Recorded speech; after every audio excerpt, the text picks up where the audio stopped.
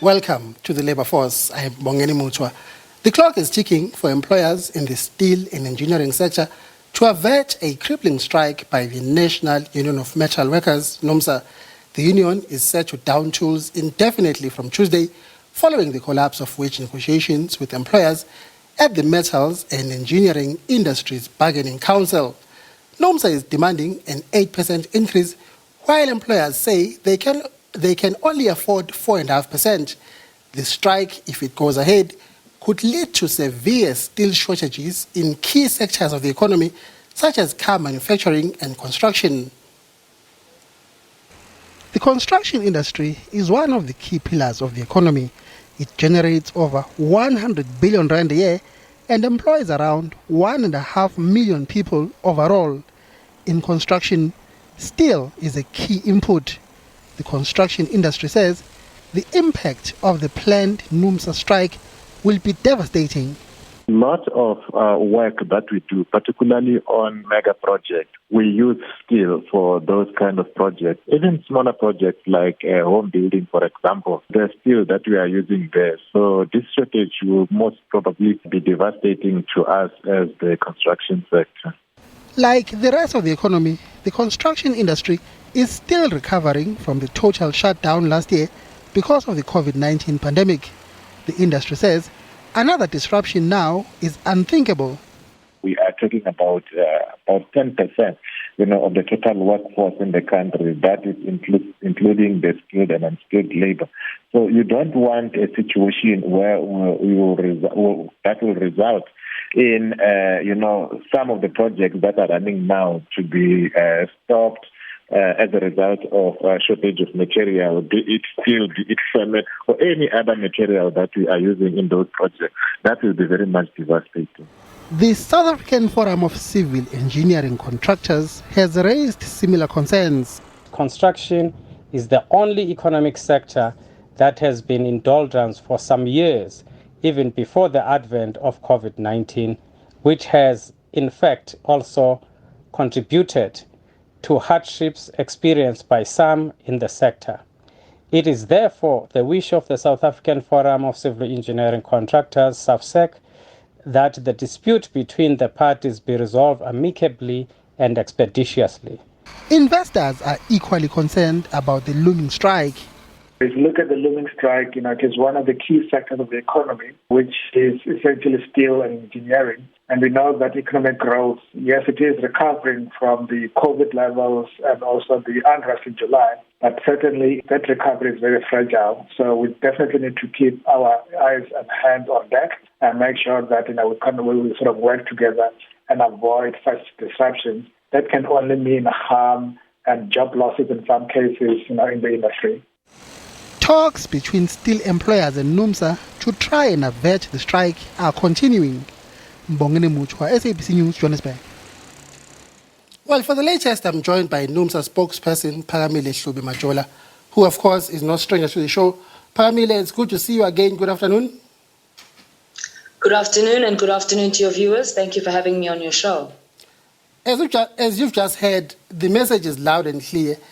The economy right now, this is the last thing the economy needs right now. That's coming through loud and clear from different sectors. Are you not sensitive to that? We are definitely sensitive to that. And I think it's important that your viewers remember that if there's one sector of the population that understands the recession better than anyone, it's ordinary workers and their families. Our members have been experiencing a recession now which started before COVID. And we are concerned, obviously, about the economy and its recovery during this time of COVID. But I think employers must also remember that last year, workers and their families took a sacrifice to save the engineering sector and agreed to sign a standstill agreement. And that standstill agreement basically said that there would be no increases for workers in the year of 2020. So we have already made massive sacrifices in order to support this industry, in order to support the economy. And the engineering sector benefited from the sacrifice that our members made last year. What we are asking for this year is that employers must recognize that we've made these sacrifices and make an offer on the table that reflects that. Right now, what they've put on the table, quite frankly, is an insult and is the reason why our members have been angered to the point of taking a decision to strike. Now, you are planning to go ahead and strike in the steel manufacturing industry, which supplies key inputs to, among others, car manufacturing, where it's a mainstay of your union. That's where your main base is. If you cripple car manufacturing with this strike, is that not a question of cutting your nose to spite your face? I think we must also remember that the purpose of a strike is to disrupt economic activity. It is a weapon that is used by workers as a tool of last resort when employers are being stubborn and when employers are refusing to compromise. This is unfortunately the situation we find ourselves in right now. We have been forced into taking this course of action. And I think people must also remember that workers pay for a strike. They pay through wages. It's going to be a no work, no pay situation. So if we are genuine about trying to resolve this issue, then employers need to come to the table. To date, employers have not compromised at all on the 4% that they've offered on the table. Whereas as NUMSA, we have compromised. We have shifted our position. We went from 15% demand to 8% demand. We went from a 1-year agreement to a 3-year agreement. They have been stuck at 4.4%. So for us, if we are trying to resolve the strike and trying to ensure that we don't resort to strike action, we urge the employers in the steel and engineering sector to negotiate meaningfully with us and place an offer on the table that would appease workers so that we don't have to go on strike. Now, one of the employer organizations, that's the National Employers Organization, NIASA, has come out unequivocally to say that even if you strike, you're never going to get what you want.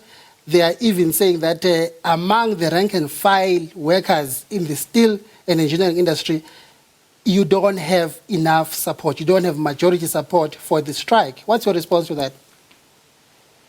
We disagree with that, but we're not surprised that NIASA would say that. I mean, this